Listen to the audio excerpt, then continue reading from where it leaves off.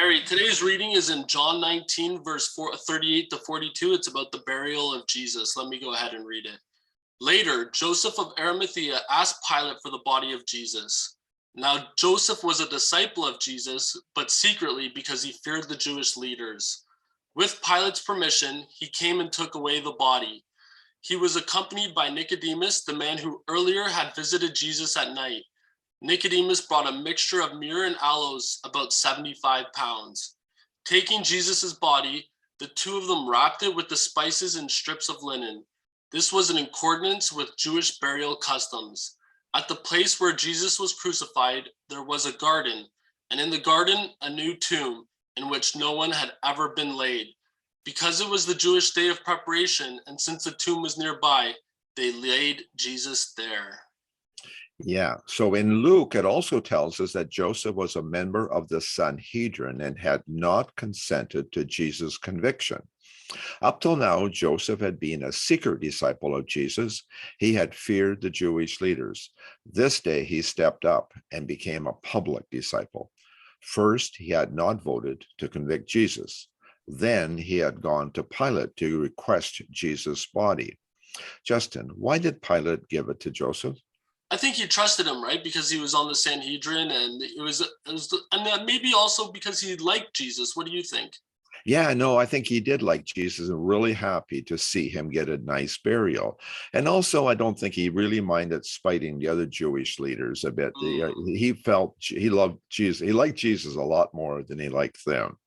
So where was Jesus buried? Apparently, there was a garden next to the crucifixion site.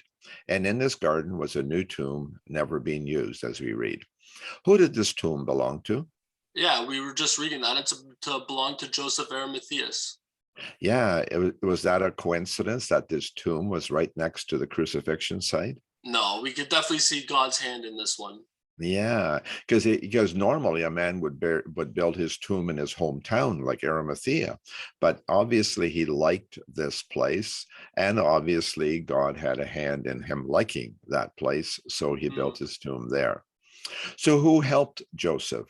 Nicodemus from the story in John 3. We don't read of him before or after. Jesus told him that day when he saw him, he says, you needed to be born again. Nicodemus went home that day confused. But now Nicodemus, like Joseph, both became bold that day.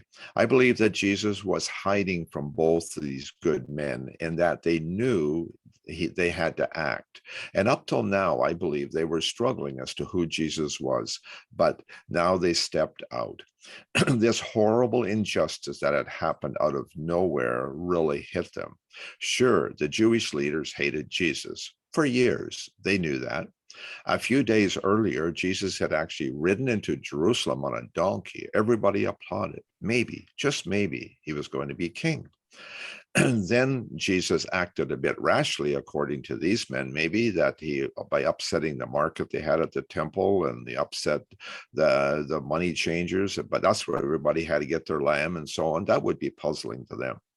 But then what happened is last night they arrested Jesus. Today they crucified him. That was impossible. Who was Jesus? Was he the Messiah? Maybe. Still not sure. A prophet or a God-man? For sure. They knew he was a good man, a God-man. How horrible. For sure, a miscarriage of justice. The least they could do is give Jesus a proper burial according to the Jewish traditions.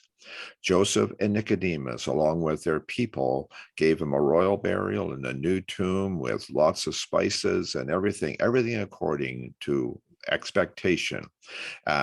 Jesus got a royal burial. Everything needed to be completed by sundown. And then what I really like about the story in the end is that Jesus was buried in Joseph's tomb. And years later, when Joseph dies, he gets buried in Jesus' tomb. Isn't that special? And then Joseph gets to go home to be with Jesus. I just love that story.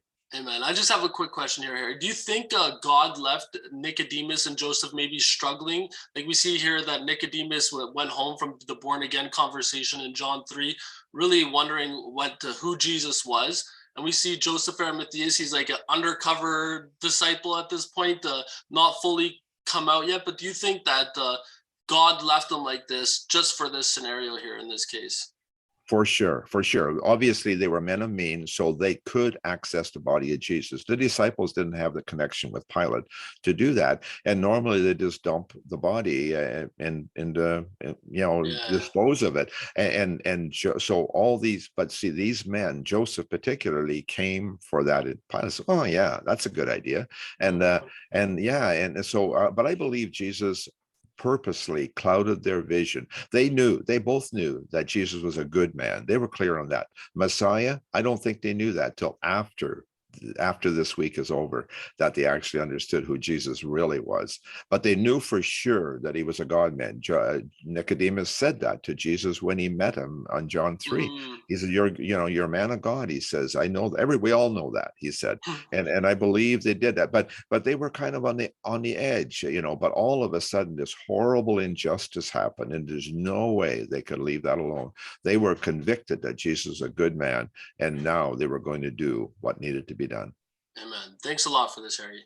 Thank you.